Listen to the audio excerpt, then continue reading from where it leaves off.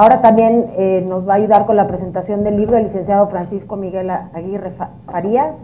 Él es licenciado en Actuaría por la Universidad Anáhuac de México, cuenta con la licencia de perito evaluador de pasivos contingentes otorgada por el Colegio Nacional de Actuarios y por la Secretaría de Educación Pública. Asimismo, cuenta con el registro para dictaminar planes de pensiones otorgado por la Comisión Nacional de Sistemas de Ahorro para el Retiro.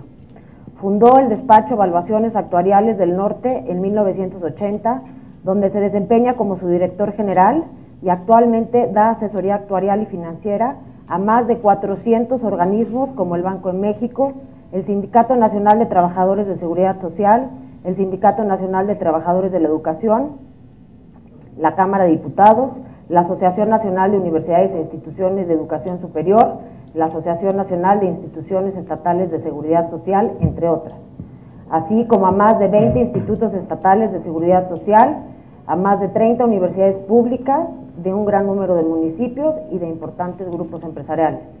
Además, colaboró en el diseño y negociación de la nueva ley del ISSSTE. Asimismo, diseñó y negoció las reformas de la banca de desarrollo del régimen de jubilaciones y pensiones del IMSS, de 12 sistemas estatales, de 29 sistemas universitarios, además de un gran número de municipios. Es decir, es un experto en el tema. Muchas gracias. Bueno, en primer lugar, quiero agradecer a Pedro Vázquez Colmenares y a todos los organizadores de este evento que han hecho posible que me encuentre presentando el libro Pensiones en México, la próxima crisis, al lado de personalidades tan prestigiadas como el doctor José Narro Robles. Les quiero comentar que es mi paisano y que yo vivo en Saltillo, en la calle José Narro Robles. El licenciado Roberto Salcedo Aquino y por supuesto nuestra moderadora Hanna Palacios. Pedro Vázquez, además de posicionar el tema de pensiones en la agenda nacional en un momento muy adecuado, ofrece en su excelente libro un diagnóstico consolidado del costo de las mismas y además propone soluciones que deben ser consideradas como punto de partida para una discusión responsable sobre esta problemática.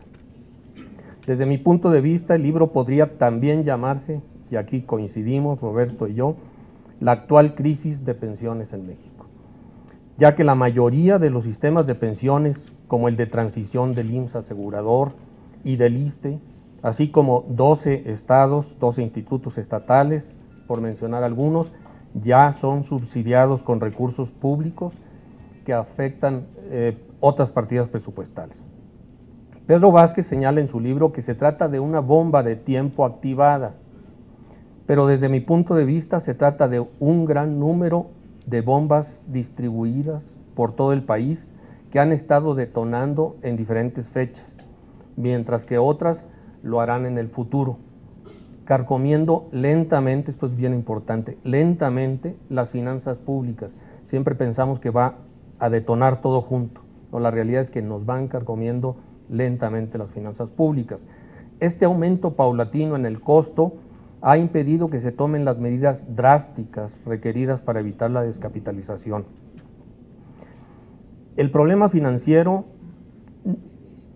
en términos relativos, no se encuentra en el IMSS asegurador como mucha gente piensa. El IMSS otorga jubilaciones a los 60 o 65 años de edad. Realmente el problema se centra en los sistemas que amparan a los servidores públicos y universitarios, otorgándoles la jubilación a los 25 o 30 años de servicio sin importar su edad.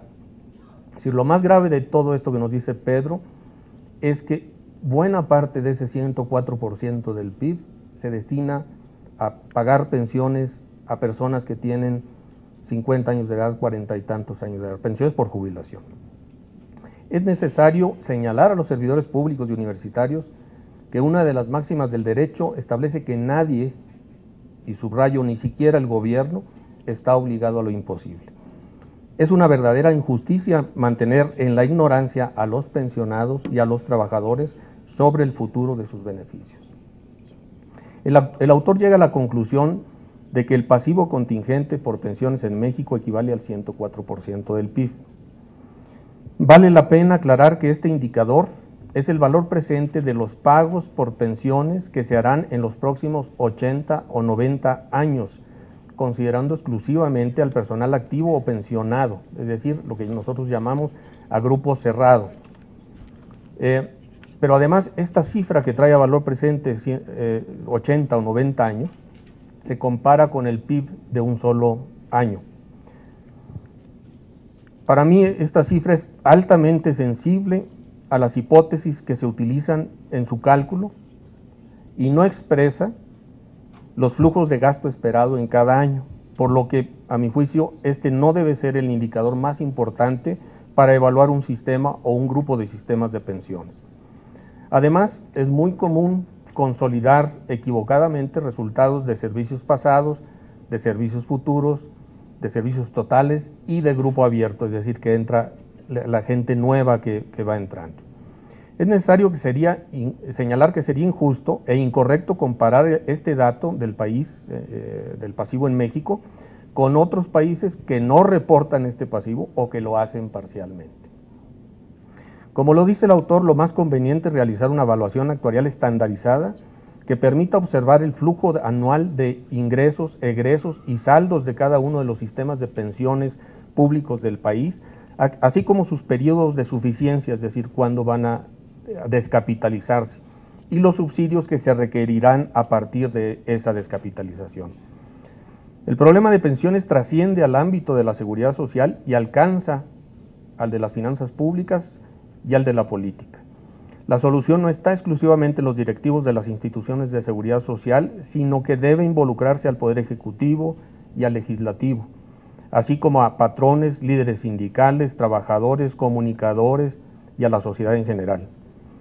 Para solucionar el problema, debemos partir del hecho de que, desde mi punto de vista, o desde el punto de vista de la seguridad social y a mi juicio, existen tres tipos de mexicanos que en la reforma deben tener un tratamiento diferente. Casi siempre nos enfocamos a reformar a las nuevas generaciones de trabajadores, pero bueno, hay tres tipos de mexicanos. Los primeros son los que no tienen acceso a sistemas de pensiones, que es el 50% de la población económicamente activa. Algo debemos hacer por ellos, como lo propone el autor.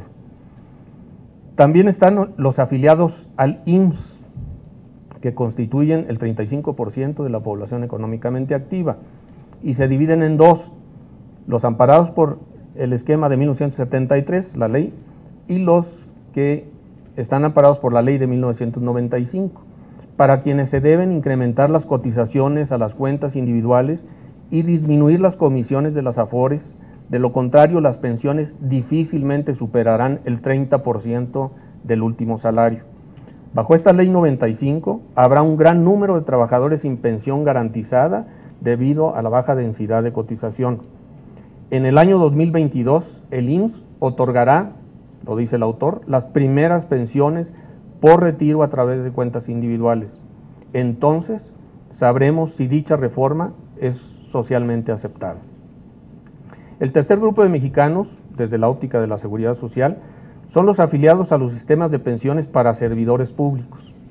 El pacto político nacional que propone el autor debe contemplar principalmente modificaciones profundas e inmediatas a las prestaciones contingentes de este tipo de personal, pues ya resultan impagables.